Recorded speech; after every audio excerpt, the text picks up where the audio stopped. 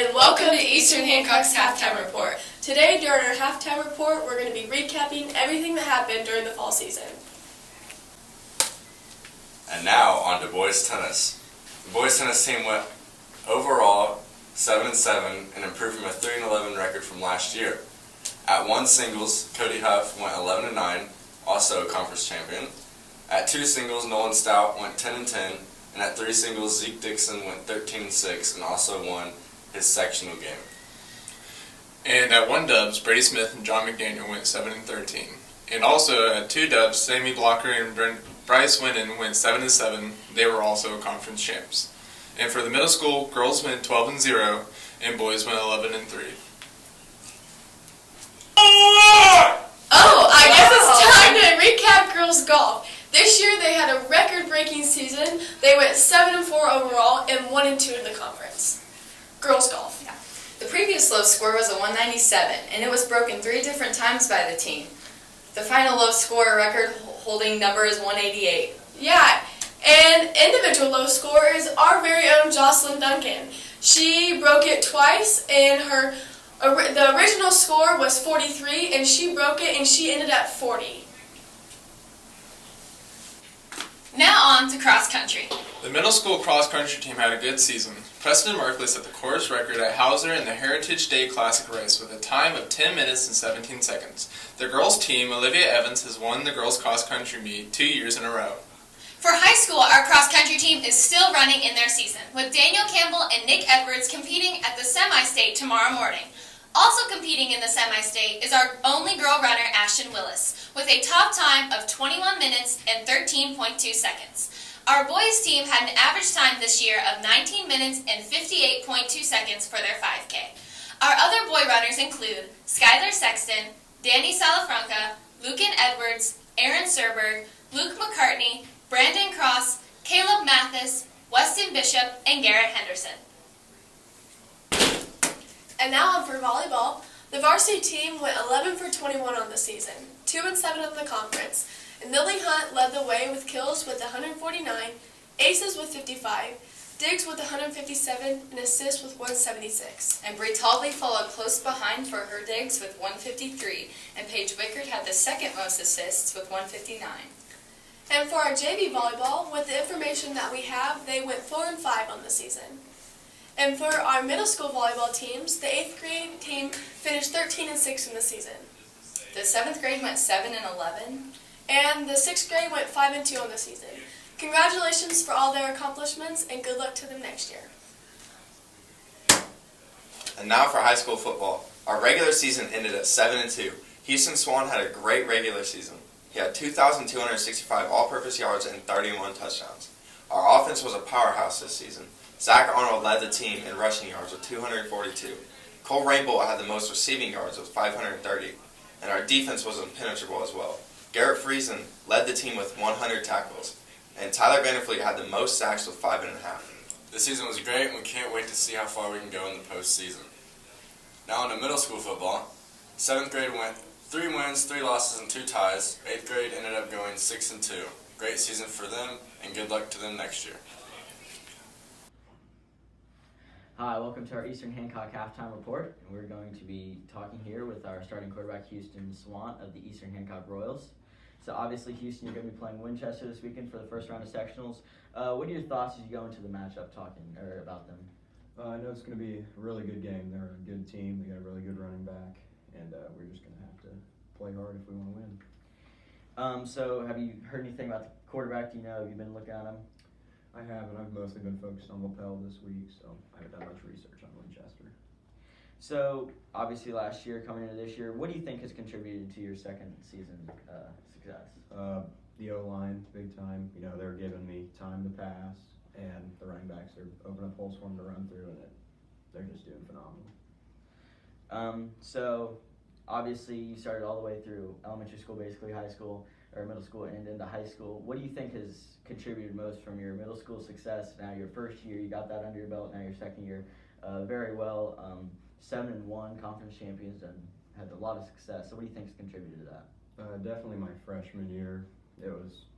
That experience just helped so much. You know, getting the kinks out because we had a bad year, had to figure out what didn't work, what does work now, and just improve on it. All right, well, we'll take you back now to our news report and then get underway with the second half.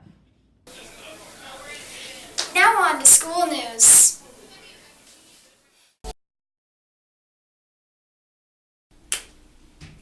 We're going to talk about the first day of school. The students started their first day of school on August 5th this year. It was a bittersweet moment of coming back to school to see friends, but it was really sad to say goodbye to summer. But with new principals and new sports seasons starting, it's actually pretty fun. Eastern Hancock has been lucky enough to host 3 foreign exchange students this year from Spain. That's right. We have recently had 2 leave, unfortunately. Blanca Rodriguez and Carmen Garcia. We also have one more, Danny Salafranca, who will be here until June. And now we're going to hear from him. That's right, we're here with Danny Salafranca. Danny, how have you been? Good. How are you? Pretty good. So what made you want to come to America? I wanted to improve my level, and I wanted to learn a new experience, so I came here. How have you enjoyed America so far? A lot. I want to live. You like it? I've only been 3 months here. So how much preparation was there as far as learning a new language and adapting to a different lifestyle leading up to coming here? It wasn't difficult because in Spain we started learning English since we are 3 years old. So you've been pretty fluent in English just about your whole life? Yeah, kind of. How much better do you think you are at English ever since moving to America? It has improved. Quite a bit? Yeah, I hope. Do you intend to come back, like for college or anything like that? Yeah, I want to do college here. Is there a specific college you're looking at, or do you just want to yes. do college in America? Yeah. So what's the biggest difference you think between America and Spain? I think in school, for example, it's much easier here. Then, like, for example, everything is more expensive here. And, I don't know, the weather, maybe. All right, well, we'll get back underway with our halftime report. Homecoming this year was on September 27th. The junior class won overall with the Queen of Hearts. And the football team was victorious against South Decatur. The dance was on September 28th, and it was probably the biggest homecoming Eastern has had yet. It was really fun. Now on to Kyle with his administration interview. Hello, my name is Kyle, and I'm here with Mr. Barton. Thank you for taking time out of your busy schedule and meeting me today. No problem, Kyle. Thanks for coming in.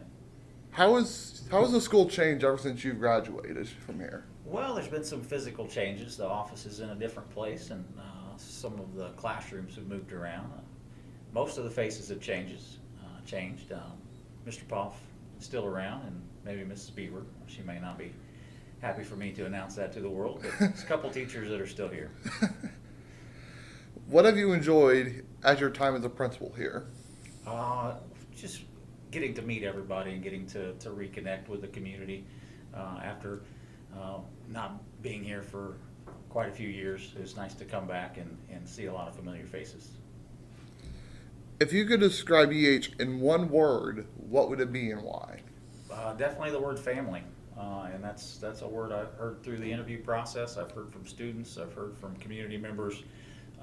The way this building and this community comes together as a family in times of need, and the number of events that happen here that are community service related and give students opportunities for leadership, it shows that commitment to continuing that family. If there is one positive thing you can change here at EH, what would it be and why? You know, I think we continue to look at ways to give leadership opportunities and opportunities for students to participate in the community, whether it's through working with businesses, getting opportunities outside the classroom like we talked about leadership-wise. That's something that needs to continue to grow for our students to be successful. What kind of things are you looking forward to the rest of the year? I'm looking forward to just continuing what we've started here this first part of the semester. We've done a nice job of, I think, Mr. Bowen and I coming in, getting to know the new teachers, getting to know the staff.